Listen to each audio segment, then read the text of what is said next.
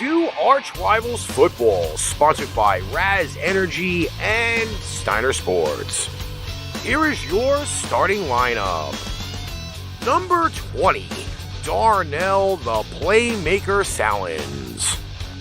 Number 94, Alex the Bearman Kazzaz. Number 69, Ricky the Prez Litwinkowich. And in tribute to our fallen colleague, ArchRivals Football Ring of Honor member, Alex Fleming. This show is a Pain Train Pipe Bomb production.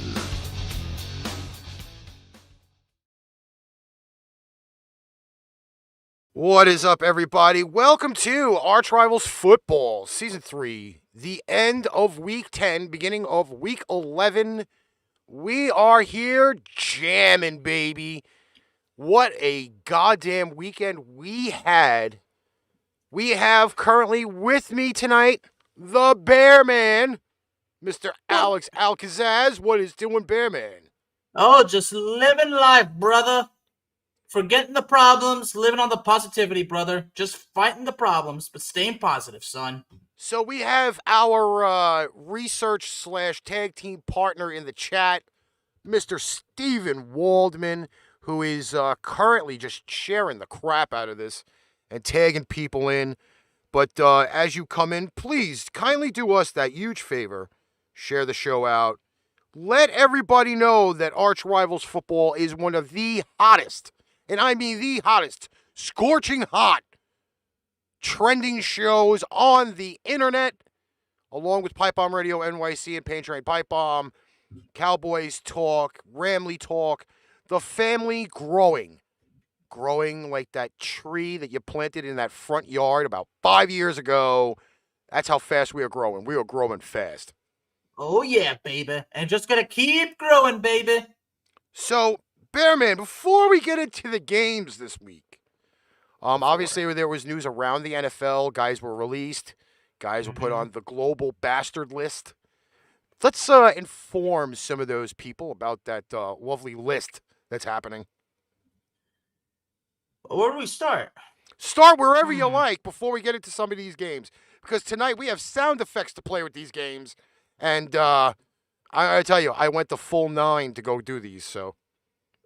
Well, Baker Mayfield got hurt, didn't he? Oh, he got annihilated. And then the Browns got annihilated. Yes. But we're not going to get to that yet. And we'll get to that. Le'Veon Bell released from the Baltimore Ravens. I think he had 83 yards rushing in 5 games. Sayonara to Mr. Le'Veon Bell. And Mr. Joey Bosa's place on that particular worldwide bastard list that you brought up. Oh, my Lord. How does that happen? Everybody's supposed to be so vaccinated from the global bastard. Sorry about your damn luck there, buddy. All right, a little bit of James Storm. Sorry. That's way too much ADHD for me at this point. We do also have Jason Rodriguez representing the San Francisco 49ers. Dimitri Konkanis is in the chat as well. Jay, thanks for popping in. I know you have a lot of gaming to do, but yeah. Oh, yeah, now Chase Young out for the season with a torn ACL. That's right. And Mr. Jared Goff, actually, his status for Week 11 against the Browns right now is listed as, quote, uncertain, which I would guess means questionable or probable. You know, I don't get it. If it's questionable or probable, really, in my opinion, there's really no much difference. It's all the same shit. It's all the same shit, okay? He's either in or he's out. It should say, I'm not going to play or I'm going to play. That's what it really should rightfully say. Don't give me this questionable, possible, doubtful. I don't want to hear nothing. You're either playing or you're not playing. That's it. I don't know why they have to have 500 different designations for this shit. Seriously. Don't get me. I'm getting angry early. And I'm going to get angry as soon as we start talking about games. Like, no bullshit. I mean, that's my moral in podcasting. No bullshit. Okay, so the first game on the list as we start to recap. And yes, I do want everybody, please, do you guys yourself a favor. Please interact. The interacting is so much better. And Jason Rodriguez has put in probably like the last 30 comments in the chat. So, yeah, that's what we're going to go to. It's good to see you, Mr. Rodriguez, sir. All right, first up on the docket for Week 10 on Sunday, we had the Buffalo Bills at MetLife Stadium. A game where I was totally misled on. This wasn't the first one. Again, I really thought that we were going to see something better out of Mr. Turnpike Mike White. He throws 4 picks throughout the game. Legitimately, quote, shit the bed.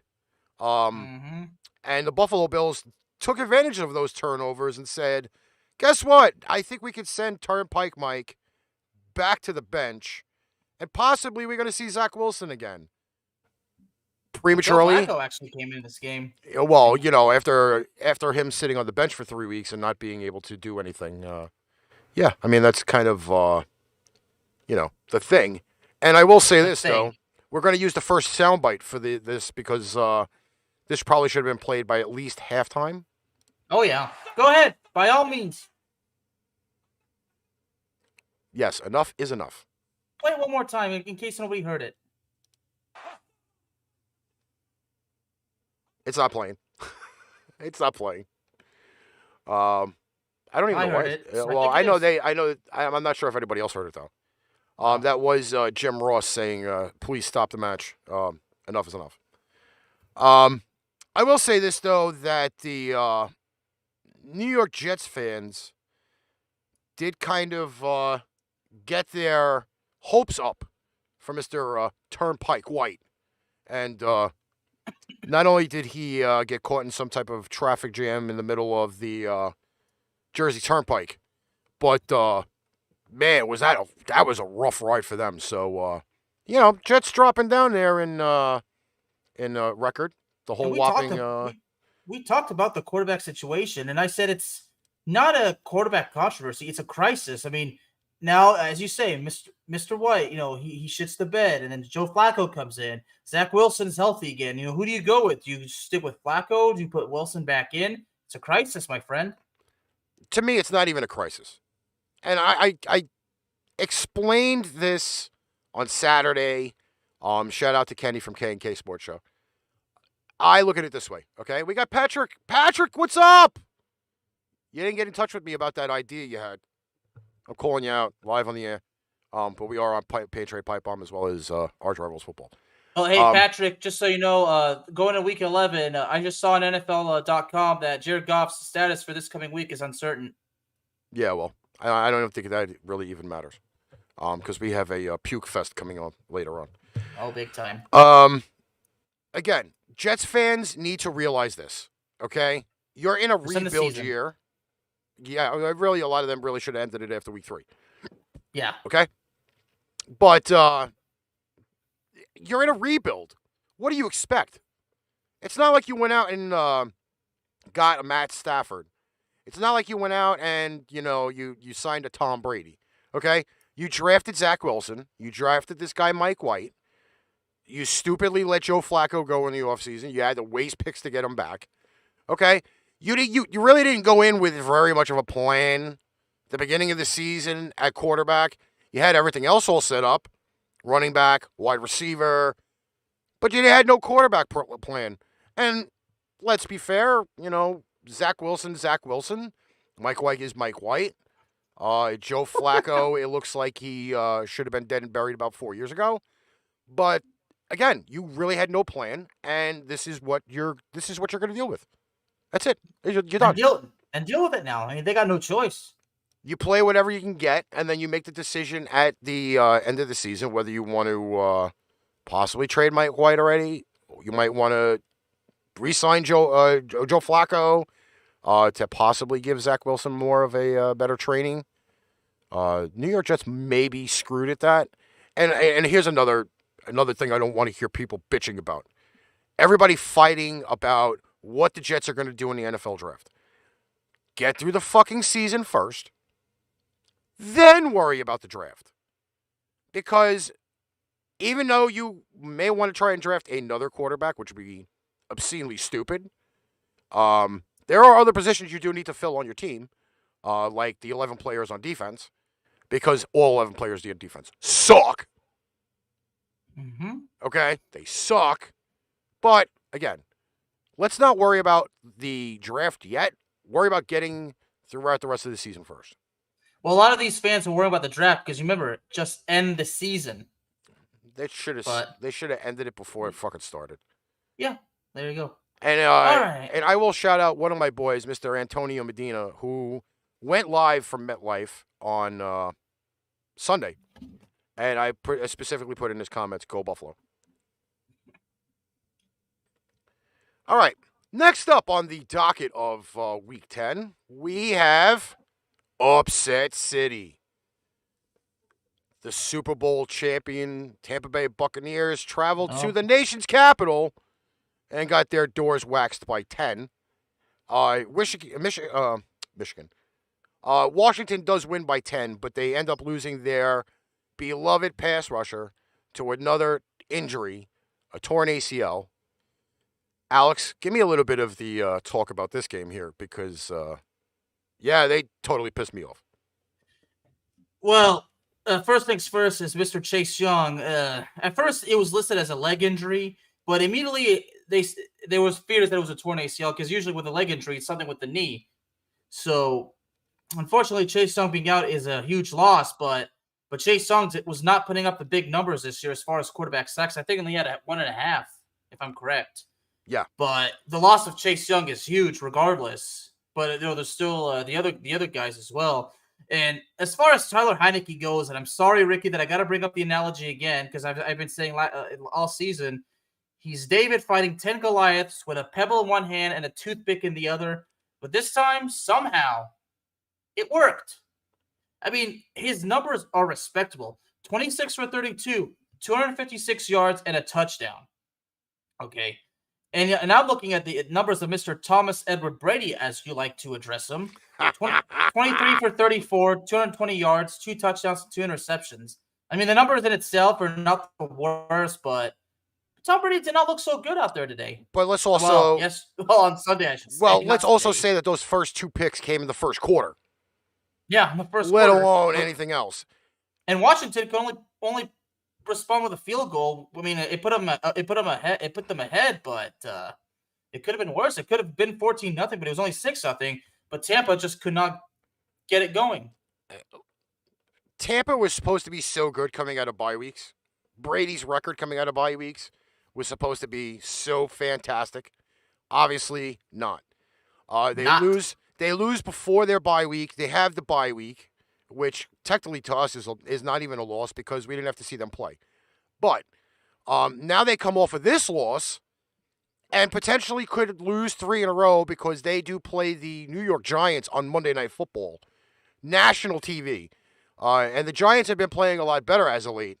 So we could possibly see those Super Bowl champions lose 3 in a row. Not only would I love that, I probably would piss myself if they lose 3 in a row.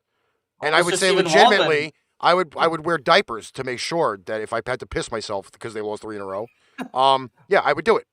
Well, if you're talking about the Giants possibly upsetting the Tampa Bay Buccaneers, Mr. Stephen Waldman would certainly rejoice if that were to happen. We have the critical Broncos fan calling them the New York Midgets. Little Giants would be better. Name them after the movie The Little Giants. Yes, I have seen The Little Giants in the last 2 weeks. Freaking hilarious movie. I love it. I love it. Especially at the end. Especially at the end with, what's his face?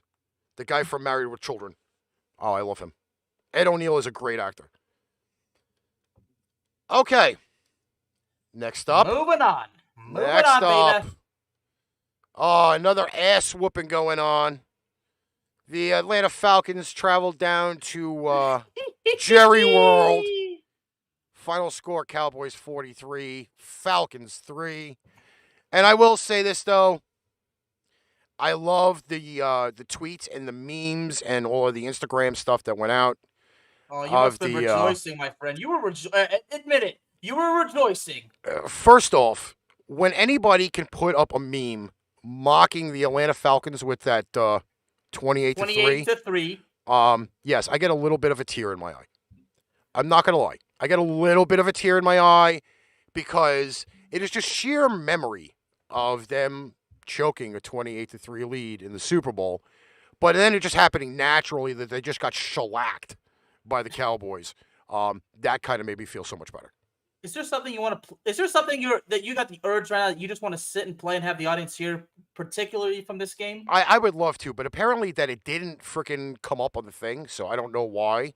But it should have. I don't know why it did not do that, but I will double check the audio to make sure, because everybody has to hear it, because this particular game, the results just really represent this particular soundbite, and I'm sure there are wrestling fans listening to this. So well, I'm gonna try. I'm gonna agree. try to play a different one here. Okay. I mean, yeah, it was pretty much more like that than the ass beating that the Atlanta because Falcons the got. Cowboys were pissed off, and I got called out because I predicted Dallas winning 38-28 because I didn't trust the Cowboys defense. I mean, it's hard to trust them because of how poorly they were last week. But man, I mean, I'm telling you, Matt Ryan being just pushed like that, 9 for 21, 117 yards and 2 picks. But and here's the problem: Atlanta started off good. I mean, when they responded with a field goal after giving up the touchdown on the opening drive, but then it all goes downhill because of a failed 4th down, and then Dallas just completely took control. Now, some people will say that the loss of Calvin Ridley played a factor. Now, if you believe that's your deal. But here, in my opinion, this is why it's no excuse. And Ricky, you can back me up on this. Because last week against the Saints, Cordero Patterson played a major role. I think he had 6 catches for like close to 120 yards. So I figured, you know what? If he could do that against the Saints, he could do even better against the Cowboys, but that did not happen. And I figured Kyle Pitts would be a big factor. I mean, he was at first. He had like 3 catches for close to 40 yards on those 2 promising drives that the Falcons had. But after that, nothing. This Cowboys defense actually, I can't even recognize this Cowboys defense. They shut down Atlanta. Do you know the sad thing about promises, though? They break. They're all like bones, laws, and bones and laws. They're all meant to be broken. And apparently those drives were meant to be broken. And again, for all those people that fucking rag on Ridley for not playing, get off of it, all right? Get off of it. Because if they beat the Saints without Ridley, they should be able to do that every week. Sorry to tell you, he's one player. You got an entire system. You got two tight ends that should be doing phenomenal jobs. And obviously, guess what? They're not. So it's not just Ridley not playing. So let me ask you this. Are you justifying what I said, that Calvin Ridley's absence is no excuse? It is not an excuse. Don't give me that garbage. So what I said is justified. Exactly. Okay, yeah, because you see, several Falcon fans actually got mad at me. I'm like, guys, seriously, like I said, you saw Cordell Patterson, and Cordell Patterson, I get it. He was a long time return specialist for the Vikings, but he always had the good hands, and he had them against the Saints. So why couldn't he do that against the Cowboys? I mean, the Cowboys we didn't even have our best pass rusher, Randy Gregory. We lost him, and we're probably going to lose him for at least another 2 more weeks because he has a calf injury. But this guy Dorrance Armstrong, actually, the Cowboys, his replacement, actually had a great sack. Oh, again, you can't just say it's because one player. It's not they lose their quarterback. Okay, it's not they lost an offensive lineman. They lost a wide receiver. They should be easily replaced. Obviously, it didn't happen. The Cowboys smoked them like a bad cigar in the middle of winter in frickin' Egypt or something like that. But it was just horrible, okay? They have no chance. And if they think they have a chance this Thursday, they're sadly mistaken. Well, if you want to say they have no chance, you might as well say it right. You got no chance in. Yep. Quoting the great Mr. McMahon, guys. Yes. I'm a wrestling fan. Vincent Kennedy McMahon. The VKM. Yeah, the one we saw on TV, the evil boss. Okay, so now we go down to Music City. Titans. All right. Saints. This game here, again, nothing close to what we predicted because the Titans didn't cover. The Saints miraculously had a decent comeback at the end of the game, but fell short by 2 points. Final Titans 23, Saints 21. A little bit of insight, Bearman. Well, I really need to ask you something, Ricky. The fact that there was a comeback, the Saints actually came back, and the Titans kind of let that happen. The Titans defense just kind of get their foot off the gas pedal, and they were just lucky that they were able to survive, or did the Saints just decide we can still do this? I mean, what happened exactly? But before I answer your question, First off, the defense is for the last few weeks has been playing a little bit over their head. Let's not get that twisted. Okay. Okay. I'm glad you're confirming that because I felt the same way. So thank you for solidifying that. But here's the deal. The Titans secondary is not a top tier secondary. Okay? No, sir. Shout out to our fallen guy, Mr. Alex Fleming, who had said this pretty much earlier in the year. Okay? The Titans lost pretty much their entire secondary to the Giants and like 2 other teams. And they didn't rightfully replace anybody. The reason why the Titans defense is so good right now is that front 7. That is hands down the meat and potatoes of the Titans, is that front 7 defense. Okay? That secondary can be suspect like Agatha Christie. It's just crazy. But also, offensively wise, you got to remember as well that you don't have King Henry, but you got AP there. There's a viable running back there at the backup spot. No Julio Jones. They did it without Julio. Okay? What's the injury again to Julio? He's got a knee injury. Knee injury. He got put on the IR. I think he's on the IR for at least 3 weeks. Okay? Okay. A.J. Brown played a halfway decent game. Not going to say he played a fantastic game because he killed me in fantasy points this week, that prick. But, yeah. I mean, he did his job. The Titans are going to be able to, what the Titans have to do is they have to play clock control. That's what they do. They have to control the clock in order for them to stay in games. The longer the drive, the better. The more time they can take off the clock, which means then the offense has to really, hustle to score any points. But again, as the weeks go on, you're going to see that Titans defense, that front 7 is going to get strong, but the secondary is still, again, it's suspect. Okay? Suspect. That's the best way to describe it. It's suspect. But now to answer your question, obviously Trevor Siemian, put up the respectable numbers just like I thought he would. We did see Mr. Taysom Hill come back. And I always make sure you got to say it right. It's not Tyson, it's Taysom. But Ryan Tannehill also put up the respectable numbers. But, at the end of this game, again, at halftime, it was Tennessee was only up 13-6. I kind of expected it to be a little bit different, but I think the way this game could have gone either way. I mean, that's the way I'm gonna say it. I couldn't have predicted the game in any possible. I mean, it would have been merely at the end of the day. The way I predicted it, it's merely a theory. But again, though, the way that kind of the odds had put it is that you had this Goliath coming in on Sunday. They've won, I think, 4 or 5 games in a row before coming in to this one here, and they kind of everybody was looking at them like a steamroller. Okay, big time. I believe the Titans were favored by 5 going into this game, or 6 points. If my memory is correct, I know you have those numbers from Saturday.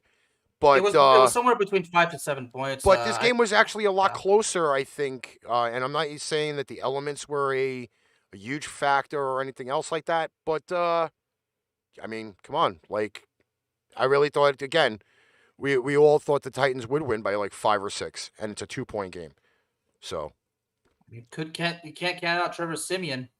Jay, you are looking at the biggest Patriots fan ever. 1985, when they went to the Super Bowl against the Bears and got shellacked. That's how long I've been a Patriots fan. Not since the 1960 on the side of my hat, by the way, because if I was 1960, I'd be fucking 81 years old. And I would not be doing this show. All right, next up. I really wanted to use a soundbite for this one. Because, again, it's another game we thought the outcome would have been totally different. The Jacksonville Jaguars, freshly off of beating the Buffalo Bills, travel to the Horseshoe in Indianapolis to go on against the Colts. The spread for this game was double digits, wasn't it, Bearman? Oh, yeah. Okay, so we'll use those lovely 3-letter word. Don't trust anybody because stupidly I took the Colts given the points. This game was actually pretty close from start to finish. It was not even. Well, yeah. It wasn't a blowout at any point. I mean, after the first quarter, it showed signs of a blowout because after the first quarter, the Colts had a 17-6 lead, but it was 29 at halftime. And I'm like, okay. And then the third quarter was, there was no points, so. I really thought the passing game would have been a little bit more effective for the Colts, but Carson Wentz only had like 180 yards passing, no scores. I don't believe he had any turnovers either, right? He had no interceptions. It was actually Jonathan Taylor. I can honestly say had to have been the best player on offense for the Colts. He had 116 yards on 21 carries. You do the math, that's an average of about 6 yards per carry. Yeah. I really thought this was going to be something of fruition because I really thought this was going to be a blowout. It wasn't. However, I do kind of have the same sentiment as our boy, the critical Broncos fan. Let me see if this plays. I have to see.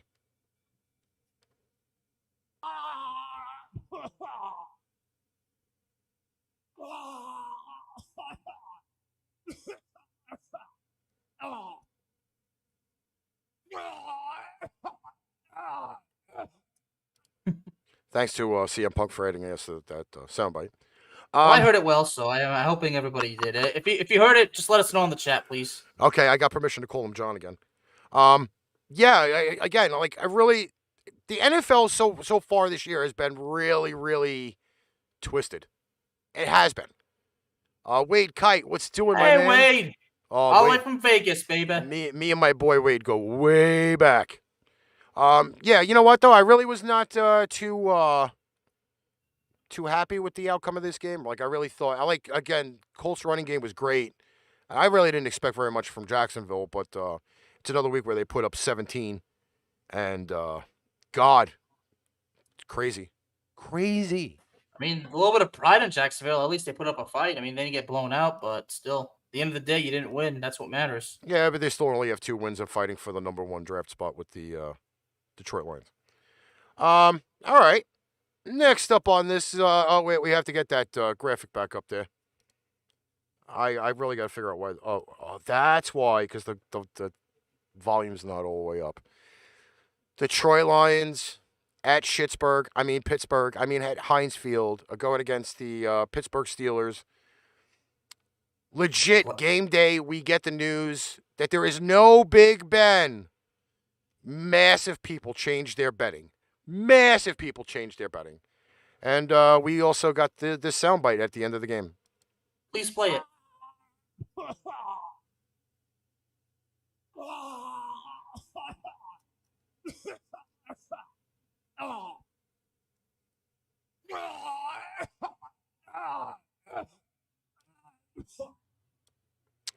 Yep. Because the game ended in a tie. Literally, I was watching that part of overtime, and both teams have these opportunities to get the job done. They don't fucking do it. I mean, seriously, I just wanted to pick up a damn bark back because I felt sick to my stomach, even though Detroit or Pittsburgh are not my teams. And to answer Jason's question, obviously you would know I'm a Cowboys fan, except, I'm not a Cowboys fan that says the same thing every year. I'm very critical of them, and I tell the truth, and it pisses off a lot of fans. But you know what? I don't care because I just tell the truth. But seriously, these kinds of games, I mean, people say I'm crazy, but when there's these opportunities like that and they're wasted, that makes the sport look silly. They're the 320 sportsman. That's probably going to be Patrick.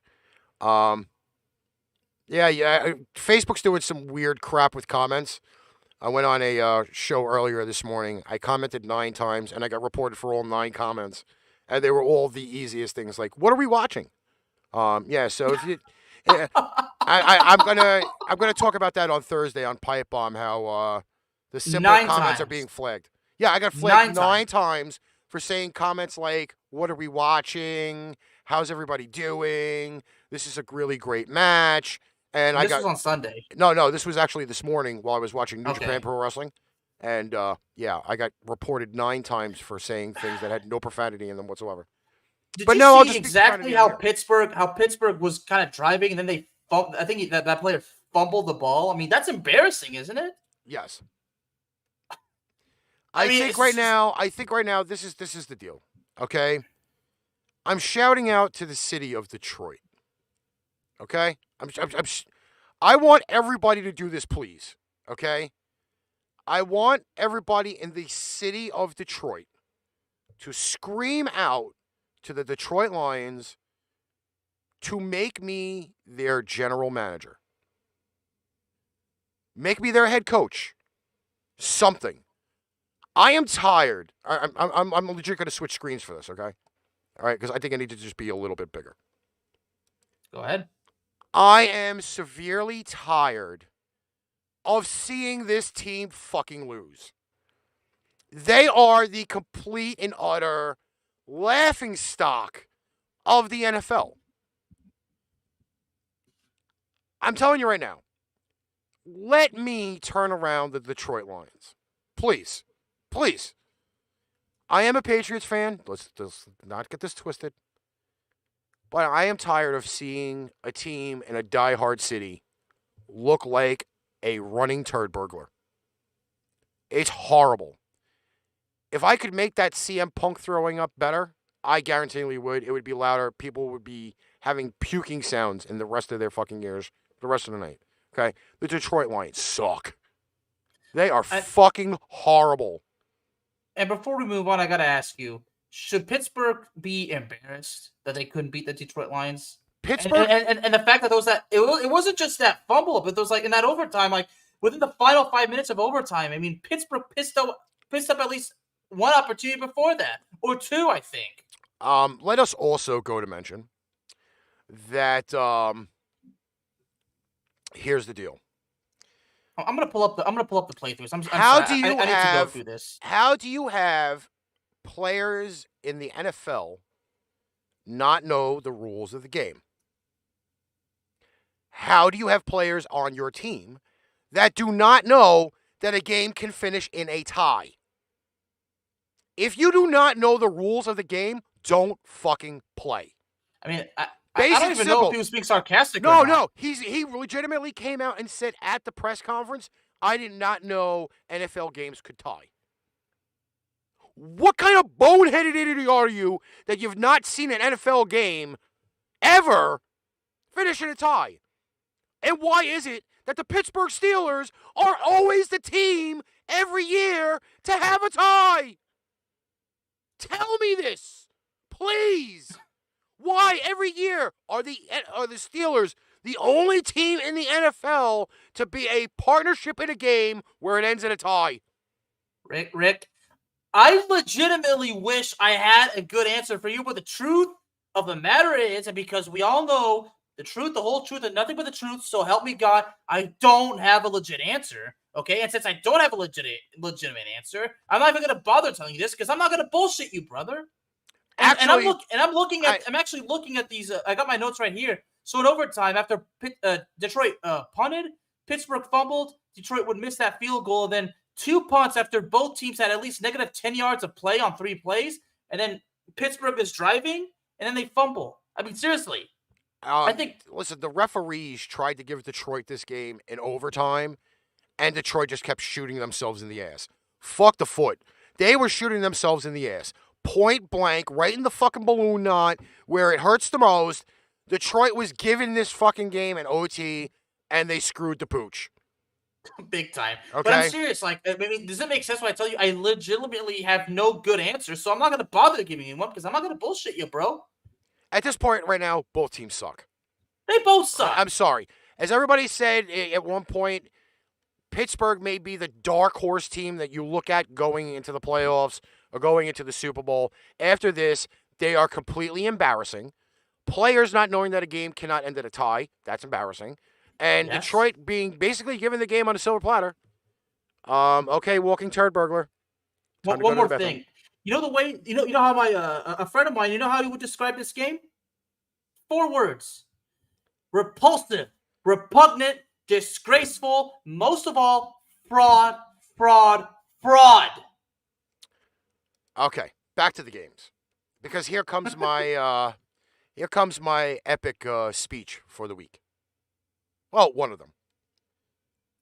All righty. Cleveland Browns.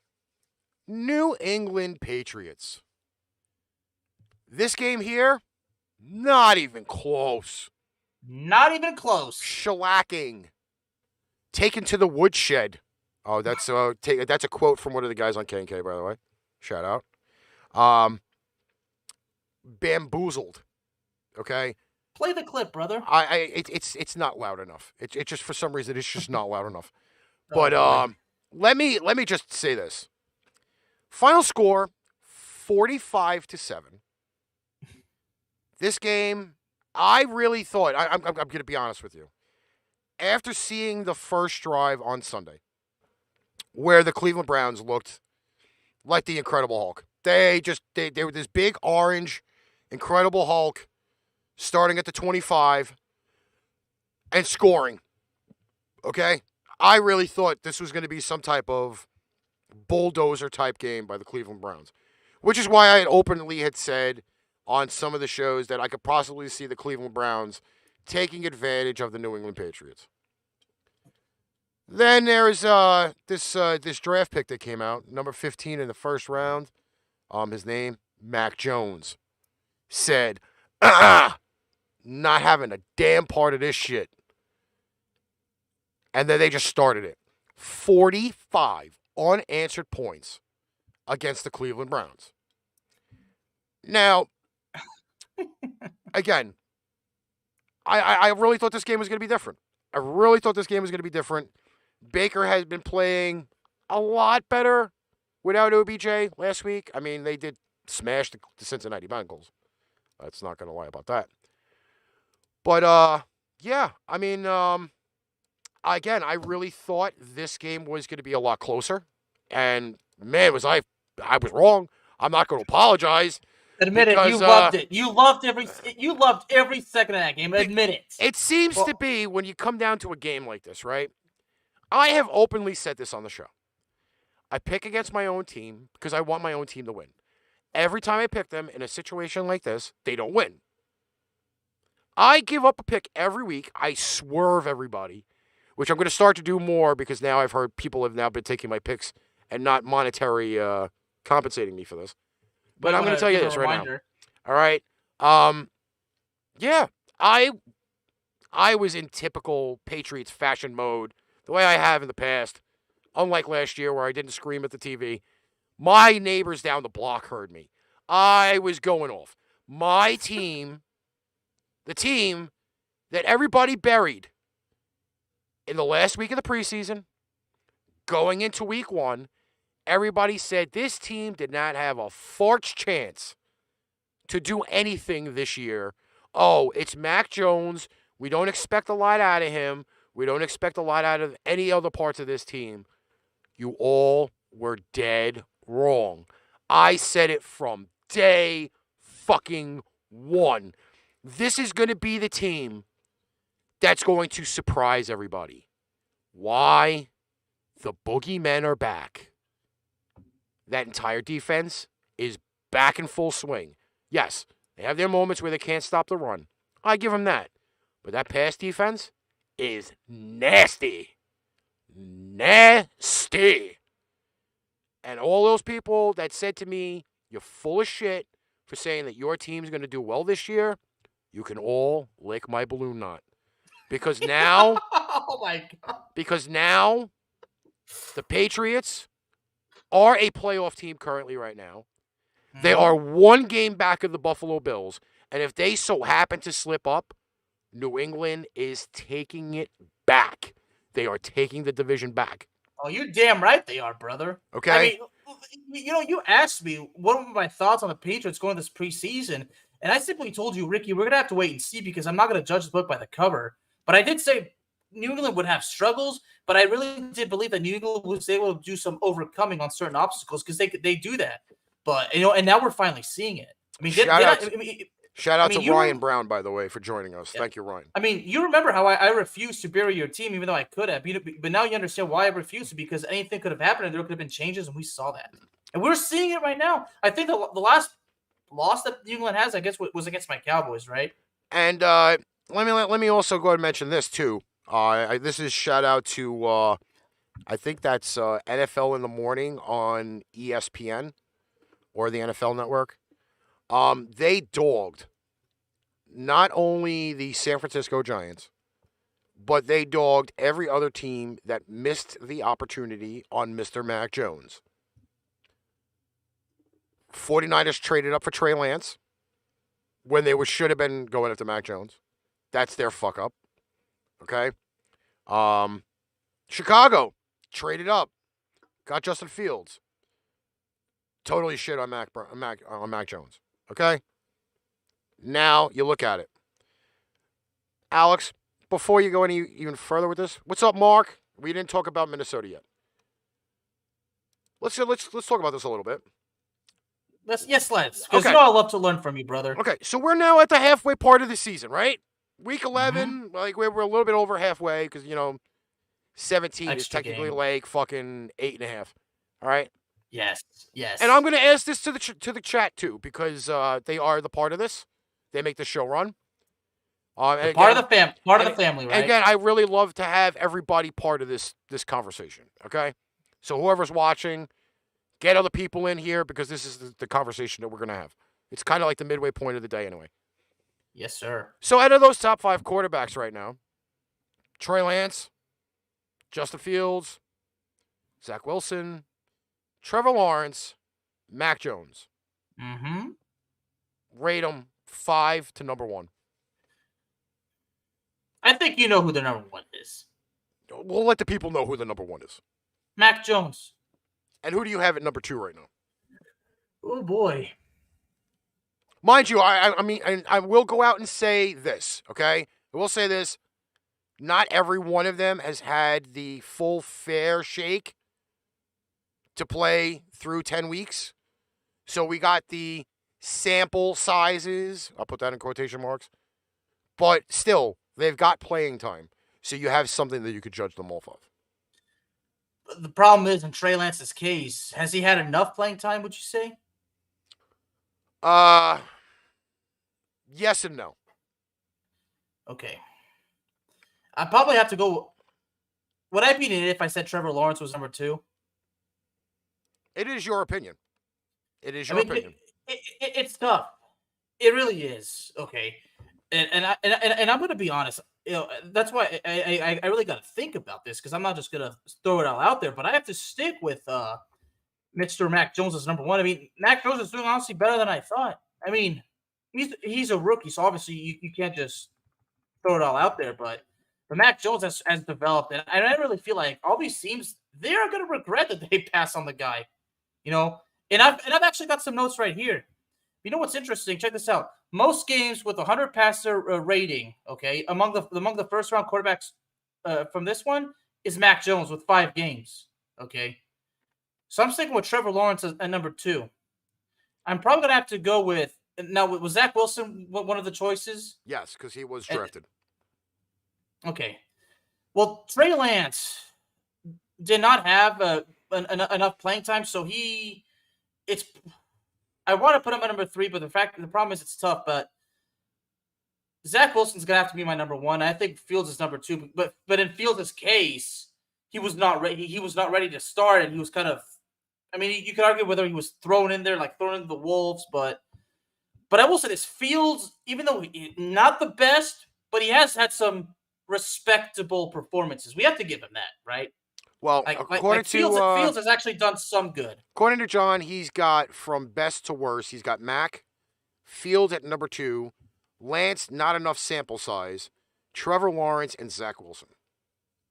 Okay, yeah, I mean, and I apologize for having such a hard time with it. I mean, because I'm just doing it the most journalism way possible because I really got to think, But that's just the way I see it. I have to stick it like that. But it's the difficult part is with Mr. Trey Lance because he hasn't had enough playing time.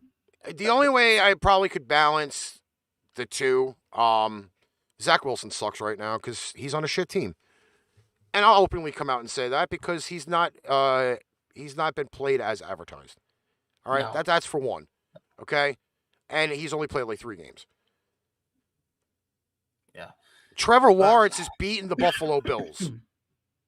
Trevor Lawrence has beaten the Buffalo Bills. I can understand that defense carried that the most, but he's beaten the Buffalo Bills. He did his job, babe. He did his job too. Who have the Chicago Bears beat this year? Let's put this down the turnpike for a minute. Let it marinate. Who have the Chicago Bears beat with Justin Fields? Well, I actually got your answer right here. Tell me when you're ready. Give me the list. Well, they beat the Raiders. And they beat the Bengals. Those are not two cemented teams. They're not cemented teams. Okay. So, I like how you do that. So John said it. Bengals, Lions, and Raiders. Okay, the Bengals and the Raiders are not reliable teams at this point, so that's not really a big number. And the Lions obviously are losers. So again, they really haven't beat anybody significant. Trevor Lawrence beat the Buffalo Bills. That should say something. Again, I'm not sitting here with numbers or anything else like that. Kendrick, how you doing, my brother? Welcome back to the show, my man.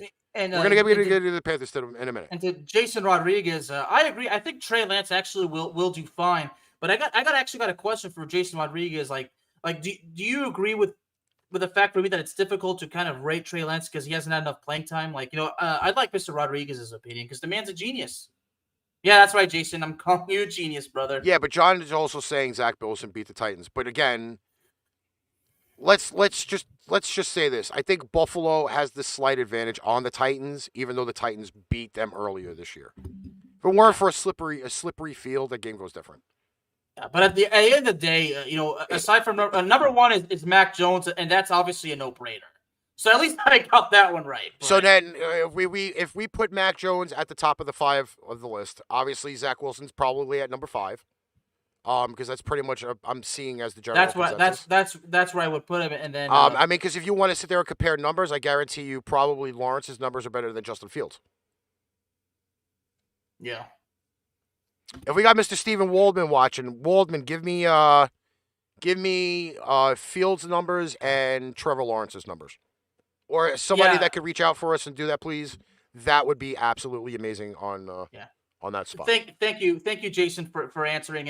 And honestly, I think we shouldn't actually put Trey Lance in the conversation as ranking because the fact that he hasn't had enough playing time, he shouldn't even be like in this position yet. But Trey Lance certainly has great potential. Jason, thank you for giving us all that thumbs up. Massively love you for that. I'll jump on your gaming thing.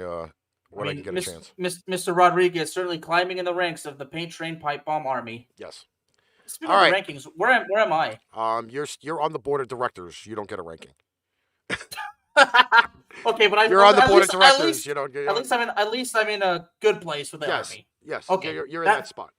All right. Cool. Thank you, Ricky. Thank you. So getting back to the games, Minnesota at LA, Vikings, Chargers. Again, a game that was totally misleading. Minnesota had basically a quarter of their defense playing in this game. And I'll say a quarter because half of their great players out. Done. Finished. MASH unit, 1977. Alan Alders doing all the surgery. Minnesota comes away with a 27-20 win. The Chargers were ahead at one point, and Minnesota said, this ain't happening again. We're going to win this game. And they did. Anthony Barr, I don't think he played. No, they had no Anthony Barr. They had no starting corners. Again, they were like the MASH unit. Not even joking. They were like a MASH unit. Same way that the New York Giants are. Well, Justin Jefferson certainly dominated 9 catches for 143 yards. And, and my good friend and my mentor, Steve, who's a native Minnesotan who lives out in LA, was actually at this game. So, he did actually listen to this and he did see me pick the Chargers, but he's like, but then I said, you know what? I'm happy the Vikings won because I'm happy that you went to the game and you saw your Vikings win. So I'm happy that my good friend saw it and had a good day. So I now posed a question to you, Bearman. Are the LA Chargers now in trouble? I think so. And you know why? Because now I'm looking at LA's schedule. I mean, wasn't there a time where they were 4-1? Yes, they were. And now what are they? They are now 5-4. 5-4. So if my math is correct, and you guys gonna have to correct me if I'm on my math, because I don't like math, and okay, well, whatever, it doesn't matter. That's 1-3. Okay, so yeah, they are in trouble now. And I'm looking at the standings, okay, and they're lucky to be in second place, but there's a tie because the Chargers, the Raiders, and the Broncos both have 5 wins. Yes, but And the only reason why the Broncos are in the bottom right now is because they have 5 losses. yes, but they also have division games that are the tiebreakers. Yeah. And apparently the Chiefs have the best record in the division, so they are now in first place. The Raiders are in second. Denver is in third, and the Chargers are last, if I'm correct. Is that the correct standings? Yeah. Yep. And everybody, I'm not kidding. If you want to correct me on some math, go ahead, because math has just never been my thing. Well, I will say this though: at least the Vikings are giving some glimmer of hope to their fans that they could actually stay in a game and not somehow miraculously lose it like they've done it before. Yeah, but still, Minnesota is at least giving a fighting chance. At some points, we could still say they could be undefeated. The same way I could say that the Patriots could be like 8-2. Again, like teams are going to shoot themselves in the foot. And I actually guessed that before John even said it, the order. Yeah. So, I mean, again, that division is going to be one of those ones that's going to be, I have a feeling the division winner's not going to get there until the end. That's the way I kind of see that AFC West. I mean, and sorry if we're not taking up as much time as we do on other games, but we have other games to talk about. Yes, we and do. Such a limited time to do it. Okay. Now, I see that there was a Carolina Panthers fan in our chat. I think that would be Mr. Kendrick Mercedes. And I did not call this on the air. But I did call this, and everybody else did tell me this. Okay? Carolina signed Mr. Cameron Newton on Friday. Saturday we do the show. Cam was activated. Bearman and I spoke after the show, and I said what, Bearman? Hold on. I see bear pictures in the chat. Is that meant for me? That would be Mr. Kendrick Morales, because he is a Carolina Panthers fan, and I am loving. Listen. The more comments, the better. I love it because it just brings more heat to the show. Go for it, dude. All right. What did you say? What was my words after we got off the air? We found out Cam was active for the game on Sunday. You know, I'm not gonna steal your thunder. You're gonna have to tell everybody. I ain't stealing your thunder, bro. I said first off he was gonna play. You did. He was gonna play, and the first 2 times he touches the ball, he scores. Mm-hmm. Which meant they made a small package for Cam. Obviously, Matt Rule is not Ron Rivera. Let us just get this totally out there, okay? That offense is a lot different than what Cam was there the last time. All right? 100%. So, for Matt Rule, I do give you the thumbs up on becoming the most creative coach to getting a player in that does not know the playbook. Hands down. Because I called it. I said it. If Cam is active, they're going to make a small play set for him, and they are going to put him in the game. And PJ Walker, as much as we all wanted to sit there and say, oh, you were great in the XFL, you're not great in the NFL, obviously. Could you pull up PJ Walker's numbers, please, by the way? Yeah. But Cam, I called that shit. Cam was going to be having some plays in that game. He was going to get some yardage, and he has tremendously boosted not only the team, but the franchise, the fan base. Cam is extremely polarizing. What's up, Ronnie? I didn't know you were going to come in. I would have had you come on, dude. Yeah, but Cam has legit flipped the switch. Because now if you do not have to worry about Christian McCaffrey, now you got to worry about Cam. That, my friends, may be a lethal dose of something going on, but you're not going to be worrying about the pass game. You're going to be worrying about that running game. That, my friends, is a very, very large injection to the Carolina Panthers. Definitely is. And I got the numbers. Tell me when you're ready. He says 50. This is John, 57% completion percentage, 1 touchdown to 6 picks. I believe that's for PJ Walker. Yeah, for PJ, yeah. And in this particular game, he was 22 for 29 for 167 yards. Didn't have the score, that Cam did, but he had 1 pick. Again, it's scary to know that if you're not sitting there worrying about Cam Newton, you're worrying about Christian McCaffrey. You're worrying about Christian McCaffrey. My only concern to Panthers fans. I'm saying this again. I'm not saying this to be a dick. This show is done by fans for fans. Okay. My only concern with the Carolina Panthers is the fact that they, yes, took advantage of a wounded Cardinals team. Okay? Wounded Cardinals team. But when they come up against somebody like, let's say, Green Bay, Tampa, Dallas, I had another team in my head, and I couldn't remember where that fourth one was. They already played Dallas, but... No, but I'm saying now. Yeah, now. Okay? Like, for example, the playoffs, all right? If they come up to somebody like that, they are still going to be one-dimensional, running the ball. They have, at this point, 0 passing game. 0. Cam is not the most accurate passer, especially short to intermediate. Okay? If you're going to sit there and try to throw the deep ball all day, people are going to sit 3 deep. And they're going to take that away, and what do you have after that? That's the problem with the Carolina Panthers right now. Yes, they dusted the Arizona Cardinals. That's been injured for now 3 weeks. No Kyler Murray, no D-Hop. Okay, Zach Ertz is not exactly, I would say, a number 1 item you could throw the ball to at this point. Christian Kirk is still going to be reliable. But again, the Cardinals are banged up. Yes, did everybody get surprised with Cam playing on Sunday? Obviously.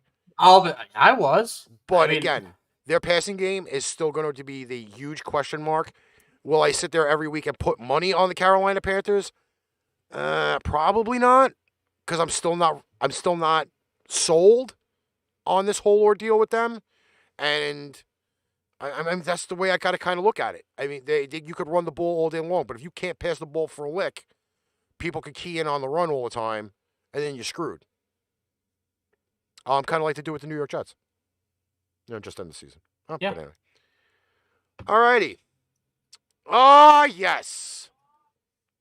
Ah, yes. Bearman. Philadelphia. Denver. I believe this was a 4:20 game. Eastern Standard Time. Yeah. Boy, did everybody jump on the Denver dong.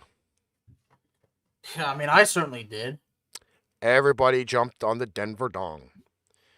Oh, we figured out how to beat the Cowboys. You all should be able to figure it out too. Vic Fangio, lick a nut. And I'm not Vic, but the Denver Broncos laid a superior egg on Sunday. An egg. I mean, and that's a week after they forced the Cowboys to do that. I will say this, John, no offense. Like I said on Saturday, the Broncos got a swollen ego, and probably the swollen balloon knot on top of it, thinking they could just walk in at home and smoke the Philly Eagles. Philly actually has a winning road record. They don't have a winning home record. They actually have a winning road record, which is one of the reasons why I took Philly in the game.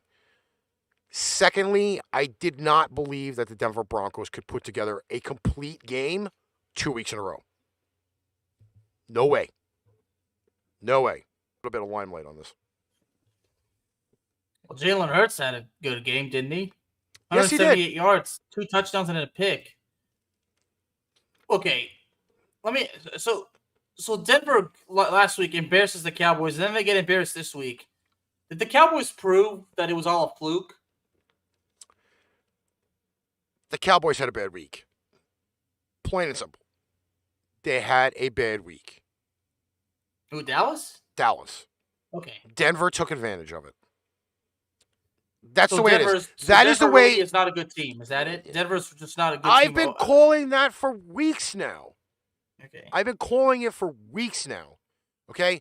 Denver started off the year 3-0 against teams after week 3 with a combined 0-9 record. Mm-hmm. They played the Giants and the Jets 2 out of the first 3 weeks of the season. By the way, what's the New York Jets record? What, 2-7? Yep. What's the Giants record? Like 3-6? Something like that. Okay, then. Those teams now have 5 wins. I'm not going to front when I say it. They played teams that did not have any viability whatsoever. So you start off the year 0-3, and the Denver Broncos are now currently at 5-5. They are 2-5 since that start. And it's not like they were playing cheese puff teams either. No. So, again, how can you say that you really want to put the Denver Broncos in a playoff picture right now? You can't. They will. I'm not. Again, I'm not saying this to be a dick. I'm not saying it because I'm a fan. Okay. And Johnny's even saying it now. Denver should have been 3-7 than 5-5, which I probably would agree with. Okay. Not a soundbite. That's real life. I mean, the whole thing. Okay, I mean, because I'm still dumbfounded. So Dallas goes from being embarrassed. They had a bad day, as you say, and then they go and destroy Atlanta 43-3. I mean, but some people are saying Atlanta's a horrible team. Like, no, Atlanta did not come to this team as a horrible team. Dallas was obviously pissed off because the Broncos pissed them off. I actually wrote an article on that. The Cowboys took that anger and frustration on those dirty birds big time. And now we see Denver get embarrassed. I mean, this wasn't just a loss. They got embarrassed. That's embarrassing. But again, 30-13. If you come into a game with a swollen head and you have no way to control swollen colon, you're going to get beat up like that. Yeah. And Philly is a team that Denver should have beat up on. And guess what? Teddy Bridgewater doesn't make an attempt on a tackle. He looks like a frail old man standing in the middle of the field. Okay? I'm not going to blame Gordon for fumbling the football because guess what? Fumbling happens. But when your quarterback sits there and says, oh, I don't want to break a fingernail, that's a problem. That's a problem. Okay? But also at the same rate, though, that Denver defense, minus Von Miller, had a fantastic week against the Cowboys, but couldn't fucking do anything against the lowly Philly Eagles. Which doesn't have any of the potential of what Dallas has. I'm sorry. Go ahead. So just think of it that way. Yeah. They, again, took advantage of a bad week that Dallas had. Dak, not at 100% still with that calf muscle. Didn't have his starting left tackle last week. Denver took advantage of that. They did not take advantage of a Philadelphia Eagles team that can't cook a cheesesteak properly. All right? That's the way you kind of look at it. And obviously, they took advantage of it. So kind of like this game here that took advantage. So should the Eagles be proud, or did the Eagles? They should be pumping their chest until week 11, and then they can go back and humbly hide in a hole. So you think this Eagle? So can this Eagles team build on this win, or is just? I mean, I gotta ask: does this win help make look Philadelphia better, or does it not change anything? I really don't think it changes anything. Okay. To be honest with you, they're first off, they're not even in the running for a division. Not at 4-6. I mean, not Dallas at 4-6. Dallas is like what, like a 3-game lead now? Yes, I think it's like a 3-game lead. Okay. Speaking of taking advantage of, the Green Bay Packers hosting the Seattle Seahawks. This was the proposed game of the week. I wish I had the snoring sound for this game because this game was utterly fucking boring. And I mean boring. It was the worst. So boring that you're bored to tears and you're just gonna puke. I was cheering more for the snow than I was for anybody in the game. How about that? Okay, that makes It was sense. snowing in Lambeau. I was happy that it was snowing in Lambeau. But Aaron Rodgers, obviously coming off of the global bastard list. I'm not even getting into his freaking prim and proper ways. Yeah, there's no need to, my friend. There's no need to. Aaron looked horrible. They Horrible. they lost Aaron Jones to a knee injury, which is still Um, to be determined on whether he's going to be out for the rest of the year. I got a little update on that if you're interested. Go for it. Well, they said it was quote sprain MCL. Now, okay, and I'm so curious to ask doctors, and medical personnel, is there such thing as a sprain MCL? Because it's always in quotes. I mean, Well, it's probably okay. rare that you don't see it in quotes. So I'm like, yeah, So I mean, a what's sprain, going on here? a sprain is like a pull. Okay, Okay, you can pull the hamstring and not tear it. That's what they okay, call a sprain. It's the same thing when you sprain your wrist. You're spraining the muscles, the ligaments, and the tendons in the joint. That's pretty much what it is. Okay, so it's irritated. It's a thing that happens. For all I know, that the MCL can be swollen. That's possible because ligaments and tendons can get swollen. That is also another issue of a sprain. A sprain would probably be, let's say, for him, maybe out 3 weeks minimum. okay. Okay, if Minimum. they do the MRIs and the CAT scans and it doesn't come up with a tear, he needs to rest the knee for about 3 weeks. Then he can go back into doing practice, training, whatever, and go from there. So in other words, he's got a boo boo. It needs a bandage. He needs to heal. Then life can go on. Okay. Okay, that's All the right. way I look at it. Thank But you. Thank you. You're a genius, Ricky. You know that. but again, I was also pretty much a genius on my other part for fantasy football this week. Well, which I will mention that yes, we did have the return of Mr. Russell Wilson. Oh, Mr. Wilson. Um, I did not start him in my fantasy lineup this week. Would have been a bad idea, honestly, if you did. Again, and here's the deal, okay? I will not trust Russell Wilson for about another 2 more weeks.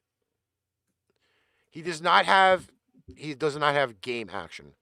Practice is different than game action, okay? Yes, were the elements very much better at all in Green Bay when this game came out? No, because he was freezing when he walked out on the field. He was wearing like 3 hoodies and a pair of gloves, and he was trying to throw the ball. Okay. I mean, that cold up in Green Bay. I mean, it's it's no laughing matter, my friend. But also at the same rate, again, he does not have game action. Doesn't have Throwing the game ball on the action. sideline to throwing the ball in a game is a different story It because is. you have to force throws. It's not something that comes up anytime fluid. At the end of I'm guessing everybody wants to hear my thoughts on Russell Wilson. I mean, obviously he was rusty, but I'm sure a good friend of mine that I went to college with, who's a diehard Seahawks fan, would not buy that as an excuse. Although he would say, I mean, because Wilson had a finger injury. Was it on his throwing hand? Was Yes, it not? it was the middle finger on his throwing hand. Okay. So even though the finger is still recovered, I mean, there's still an effect to it. So, keep in mind, once you break a bone, I mean, no matter Well, how it was successful, torn yeah, tendons in his finger. It it wasn't was like torn tendons. yeah. I mean, a tear or breaking the bone. I mean, after the surgical procedures, it's never the same. So, But but let's also go to mention this. And Jason, again, thank you for the comments. I love them. He said that he looked he looked less mobile, yeah, I saw and that. this is also his first game that he's ever been shut out. Yeah. So, so my question to Mr. Rodriguez is it because Russell Wilson's getting older? So now that his playing ability is really starting to hit rock bottom, or at Absolutely least not. it's okay. Absolutely not. Okay. Okay. Again, Well, I would as say a start. I would say start hitting rock bottom. Like he's beginning to age, so he's not going to be obviously as good as he was when he was younger. I mean, that's what I meant to say. it's a different perspective, and I'll say kind of it's the same. It's the same deal. Okay. As an athlete, okay. Now I bowl. Okay. I did not bowl the entire summer. Not one game. So I had not bowled from a period from May till September. in the same fashion, if you are not in game shape, okay, your stamina is not going to be there. Your mobility is not going to be there. Your muscle memory will be there. But again, you have to get the body regenerated to actual game motion. It's the same deal. If you have not done something for a really, really long time, in this case, the NFL, he was out 6 weeks. Okay? 6 weeks. He's out 6 weeks. 6 weeks. Okay? 6 weeks. He's not played in a game 6 weeks.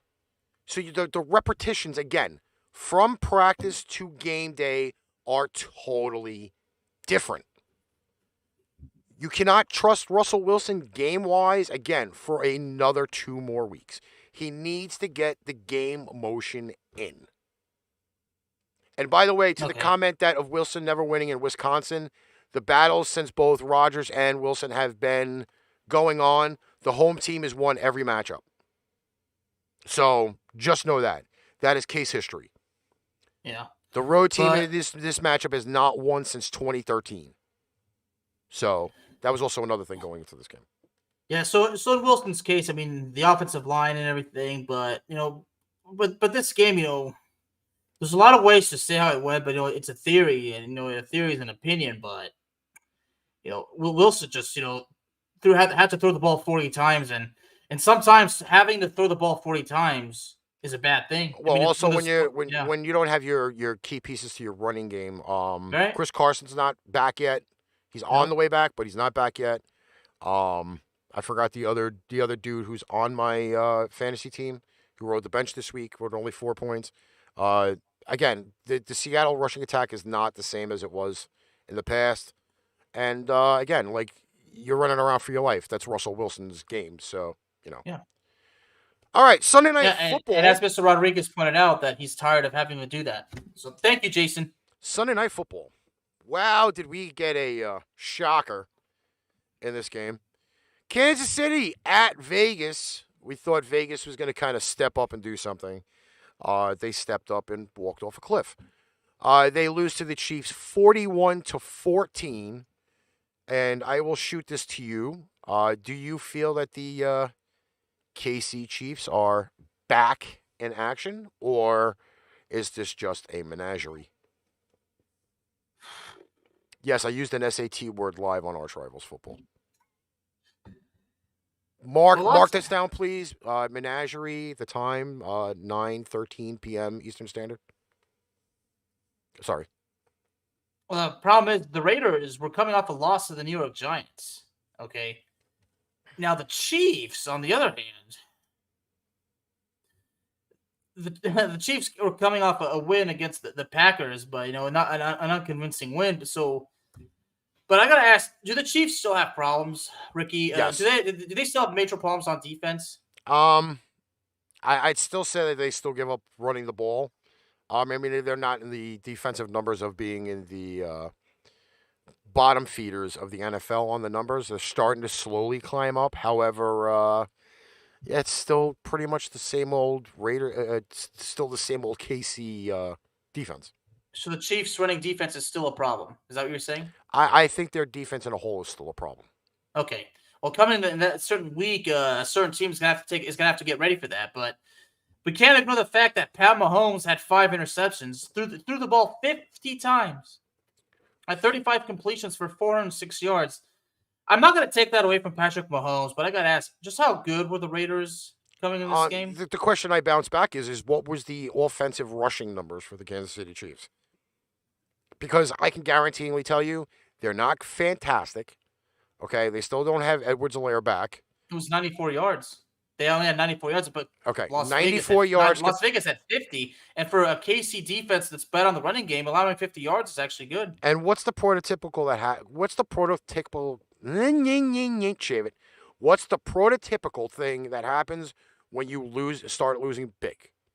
You throw the ball more. You can't concentrate on the running game anymore. That shit goes out the wayside when you're starting to lose big. You start throwing the ball better. And you throw it more. Okay? Either one of these teams did not really change their game plans very much. Yes. The Kansas City Chiefs rushed for 94 yards. Woohoo! How many rushes was that? How many rushes were that? Yeah, how for many Kansas rushes was City? that combined total? For the I'm looking at that. A little over 20. Okay, so they ran the ball 20 times, but they passed the ball 50 times. Yeah. Okay. Daryl Williams, 11 carries for 43 yards. Okay, so that's a little almost to a 3-to-1 ratio of plays. 50 to 20. And I swear, I'm looking at the rushing, and Patrick Mahomes did not run. Because he didn't have to. He didn't have to, yeah. He didn't have to. Okay? That's a very big thing. Okay? But the problem with Kansas City is, again, if they don't consistently run the ball more than 20 times, they're going to be throwing the ball 40, 45, 50, 55 times a game to stay in contact with everybody. That is not what Kansas City used to do. Nope. Kansas City used to have a better 2-to-1 balance on passing to rushing. And again, I'm not saying that the Raiders' defense is that great. But again, when you come up against those teams, like New England, whose defense now is up and coming, okay? Minnesota, who's kind of surprisingly good, even when half their team isn't playing. The Tampa Bay Buccaneers, that front four is going to cause havoc again the same way they did in the Super Bowl. When you get those higher tier defenses coming up that are going to play that cover two, and then they're going to have better players at linebacker, or they're going to have better nickelbacks in the field of play, what are you going to do? What are you going to do? You're going to have to try to run the ball. You're not saying it right. What? What's you going to do? You're not saying it right. I'm not even going that far. I'm not even going that far. I mean, he's old and he's fucking done. All right? Okay. All right. So, again. See, because right now, as far as the Chiefs go, after this game. What's their next part of their lineup, by the way? I'm sorry? What's the next part of their lineup, by the way? What's the next few games for them? Oh, for Kansas City? Yeah. Well, they got my Cowboys this Sunday. Then they got the Broncos at home, and then the Raiders again at home. All right, so possibly 2 out of 3? And before going to Los Angeles to play the Chargers. See, they got division games coming up. Yeah, so after they play the Cowboys, they got 3 consecutive division games before playing the Pittsburgh Steelers on the road the day after Christmas. Horrible. All right, let's move to Monday Night Football so we can make fun of Darnell's team. Oh, boy. Rams at 49ers, Monday Night Football. In a way, I was not surprised. 49ers 31, Rams 10. Now, Darnell said that I should yell at them for not running the ball more. Bearman, how many times did the Rams run the ball on Monday night? Tell me when you're ready, because I got the answer. I'm ready. I'm ready. I'm so ready. Tell me. 10 times. 10 times. That's about as many shits I've taken the entire weekend. Okay? So, they ran the ball Jesus. 10 times. 10. You love making me laugh, don't you? Yes, because this show is supposed to be fun and amusing. Well, it helps with stress, so I'm glad. Do you remember how many plays the 49ers had on their first drive on Monday night? How many? I believe it was not very many. Oh, actually, no. I think it was like more than 10. Well, the second score was a pick six, right? But their first drive, they legitimately got the ball, I think, at like the 5-yard line, I believe. And I think they scored on their first drive. Oh, they did score. Yeah, they did. Yes. So they had more plays in their first drive than the LA Rams ran the ball. Exactly, Jason. You took up the entire quarter. I think it was like 2 drives. Who were their 2 significant additions this past week, Bearman? Who, for the Rams? Yes, for the Rams. Well, there was Mr. Odell Beckham Jr. Okay. And who was the second one? Well, technically it was before, but he actually played in this game, so that would be Mr. Von Miller, unless there's somebody else I'm forgetting.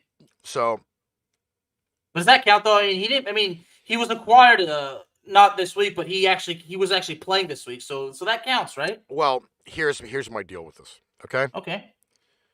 you get a player on Friday. He has the chance to study the playbook Saturday. Has a chance to study the playbook on Sunday.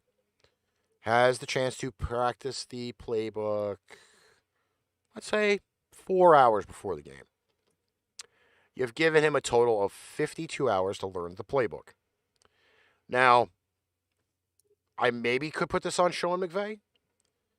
I could probably put it on the GM. I could probably put it on the water boy. I could possibly put it on the guy who takes care of the field. OBJ should have not been playing Monday night. He should have not been playing Monday night. Would you say they rushed him? They were trying to use him as a decoy. Okay? Okay, that makes sense. Let us be honest with this. The analysts, not those fucking idiot Manning brothers, because I will never listen to one of their broadcasts ever. I think they're both stupid, and it's just a waste of my fucking time.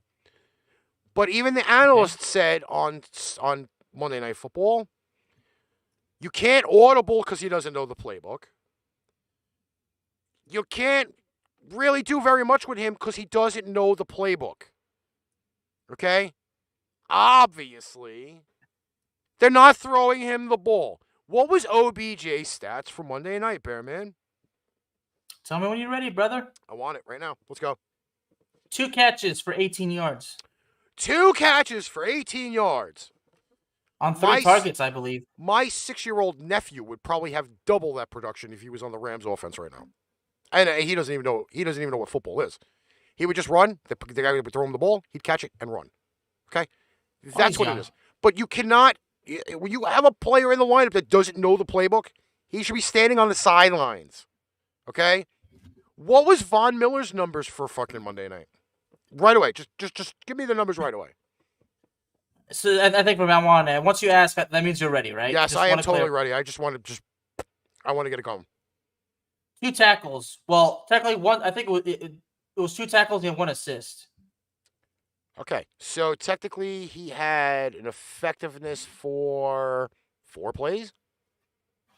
So I would say so. I mean, which pretty much means he did nada. He did nothing. He was just a body running around on the field. And the issue is whether he's a starter or not. It doesn't make much difference. I mean, we all know he's not going to be the full-time starter. Again, they brought him in to be an impact player.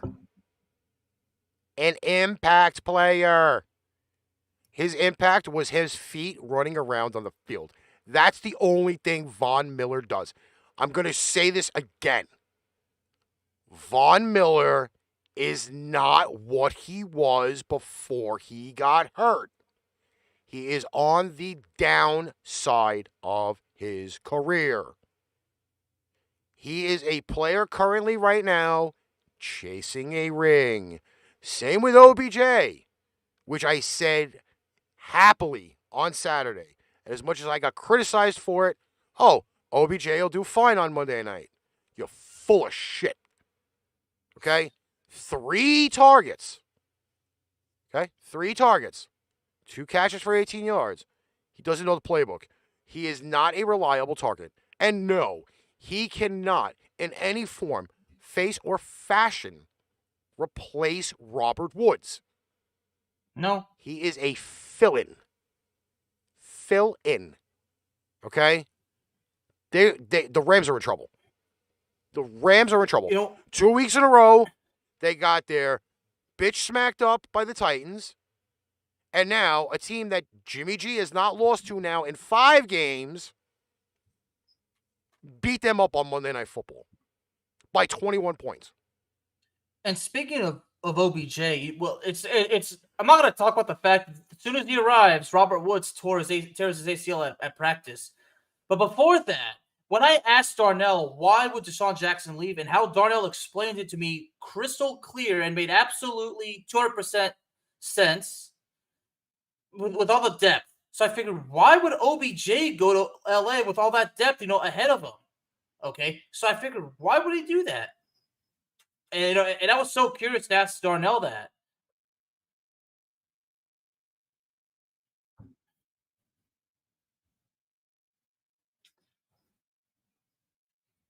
They do not.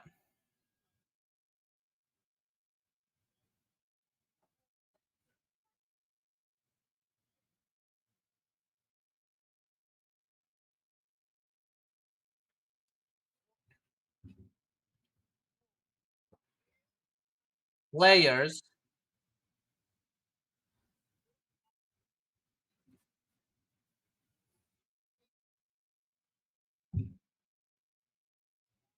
Shit.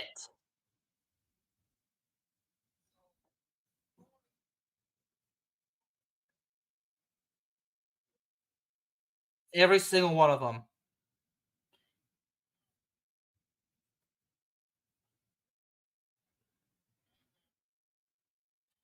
And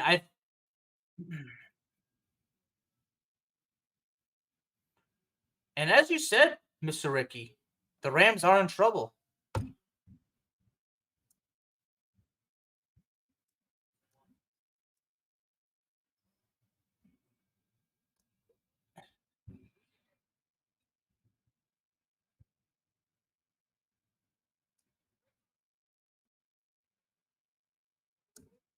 Oh shit, my mic was off the entire time. Sorry. Yeah, the Rams are in trouble. Okay. And again, I'll kind of repeat it. Okay. You brought in 2 impact players. They have done nothing through game 1.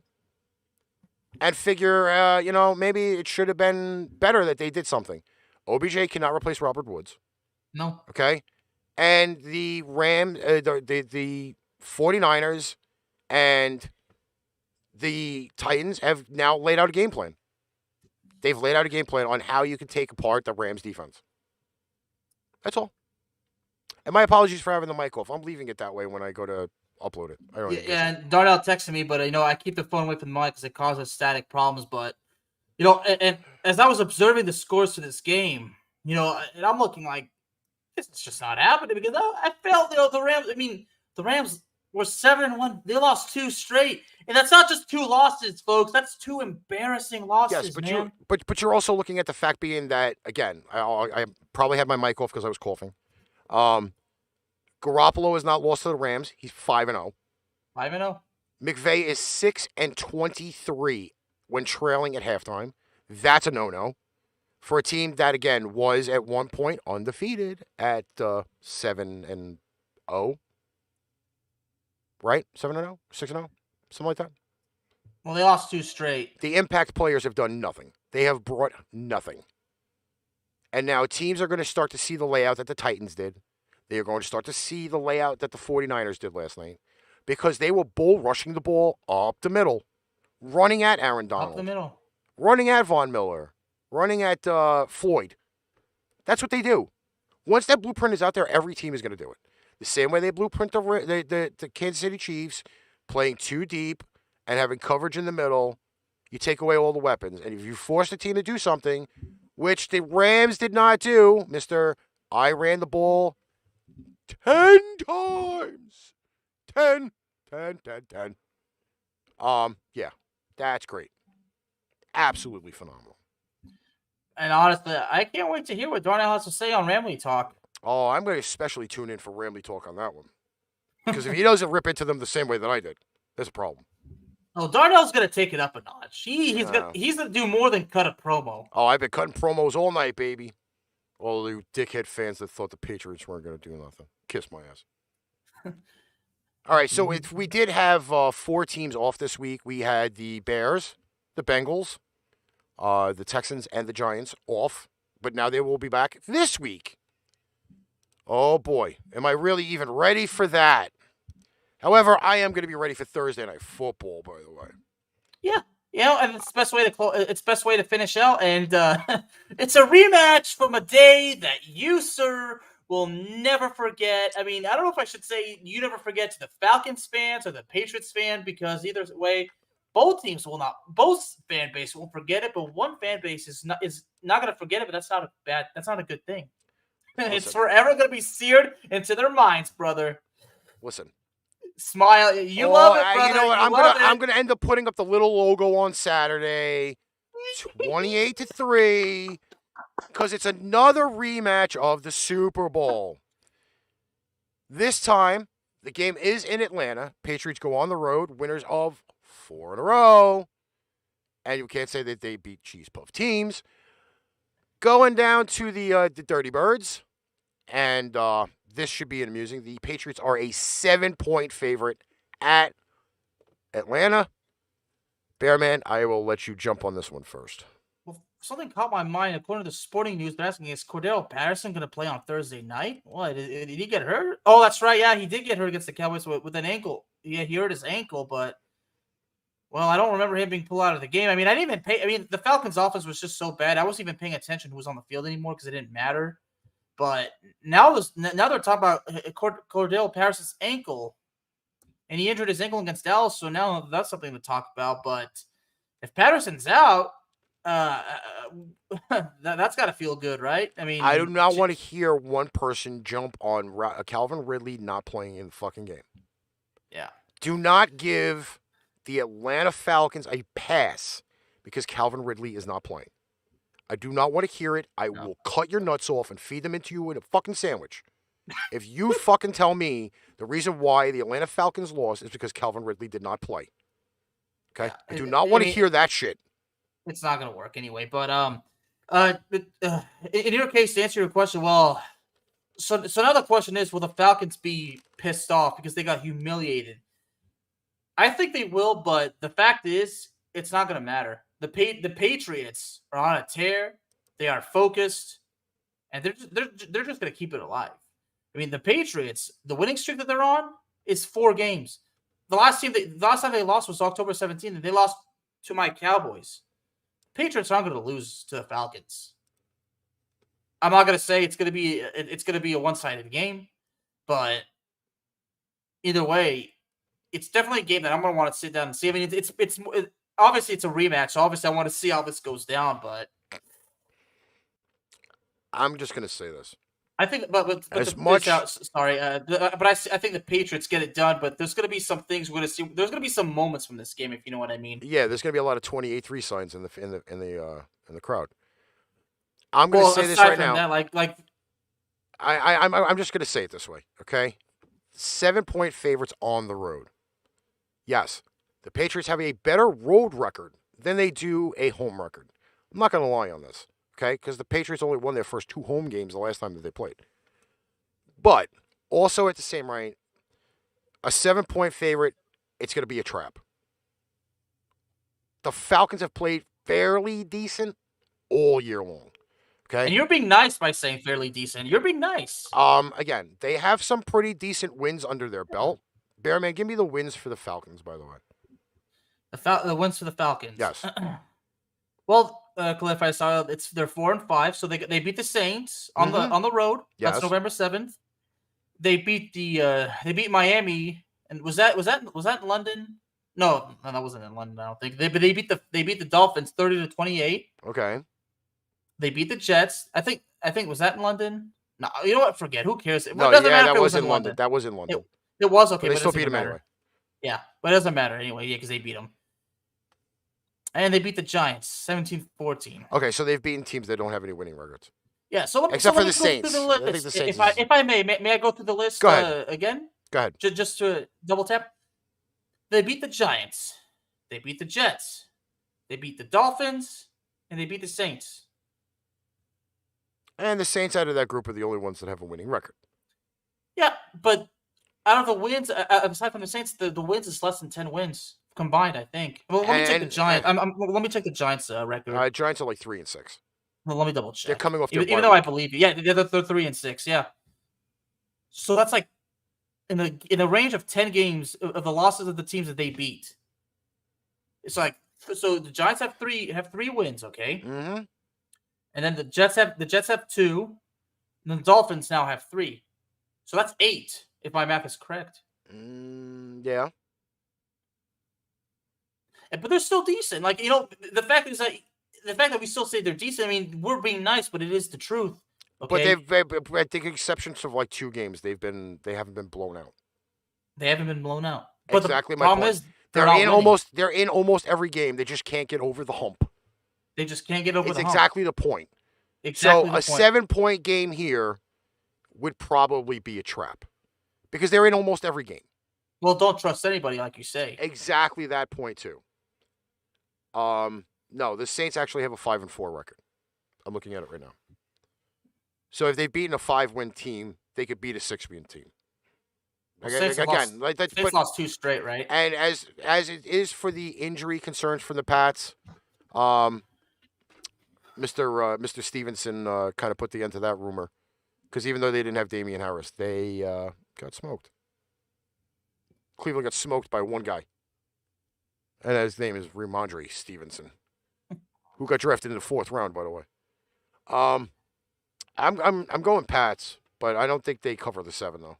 I'll be honest with you. I think this game is going to be 28-24, somewhere around like a 4 or 5 point game. If it just so happens to be that if the Patriots start rolling middle to end of second quarter, you may see them get smoked. But Matt Ryan's going to have more visions of that defense coming at him than anything else. Because that basically 100%. That defense is basically almost the same as it was in the Super Bowl. Minus Gilmore. And the Patriots defense is coming together right now. I think Judon Hightower, there's a story about him. Judon's now got a career high in sacks since he's gone to the Pats. Yeah, and he's going to be playing in this game. So, but I don't think it's going to be a landslide. Again, if they are not in sync by the middle to second quarter, this game is going to be about like a 4 or 5 point game. If you see them starting to rev up by the second quarter, then the Falcons are getting smoked. But give me the Patriots. Yeah. Go ahead. Yeah, give me the Patriots 28-21. All right, so you have it by this. You have it by the spread because they have the Patriots favored by 7. Wow, that'd be weird. I mean, it's like you say. What are the 3 letters, Ricky? Don't trust anybody. The 3 words, I should say. Yeah. Don't trust anybody. Even you know what? Even if the Falcons manage to win, they won't be satisfied because they didn't win when it mattered. Yeah. So, all right, that's it for this evening's show. Hopefully, the Book of Face does not put anybody in jail for giving regular comments because that's what happened to me this morning. I didn't see anything offensive. Wait, listen, it doesn't have to be offensive now for them to put you in some type of weird shit. So it doesn't matter. Some type of weird shit. Tomorrow, everybody that watched, if you like music and you like some comedy, the same way we put it in for this week's show, check out Pipe Bomb Radio NYC. That should be on tomorrow around 4:30 or 4 o'clock p.m. Eastern Standard Time. So, guys, if you're gaming, you want to check out the show and listen to it in the background, make some requests, comment in that thing. We post a link on Facebook every week and on Twitter. By the way, if you have not found us on Twitter at Paint Train Pipe Bomb Prod, you can go check us out on Twitter. We post shit there too all the time. Then we have our other show, Paint Train Pipe Bomb, Thursday night, 8 p.m. Eastern Standard Time, here on Facebook, YouTube, Twitter, Twitch, and LinkedIn. And then this show will be back on Saturday, 4:30 p.m. Eastern Standard Time. Hopefully Darnell will be back. And he could ridicule me how I ridiculed the Rams on this show. And I know he's listening, so I know he heard that.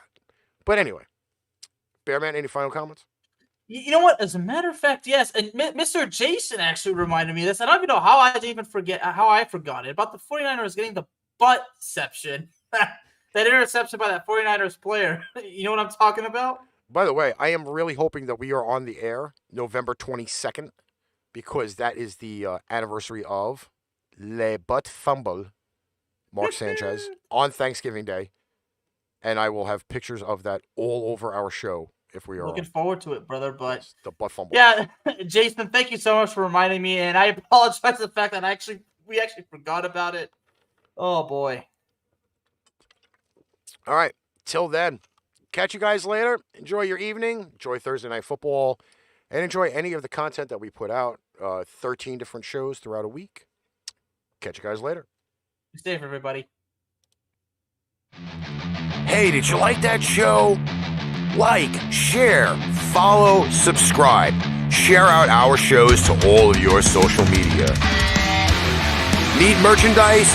Check out paintrainpipebomb.threadless.com for quality merchandise at great prices. Tune in next time for another edition of ArchRivals Football, and we'll catch you on the flip side.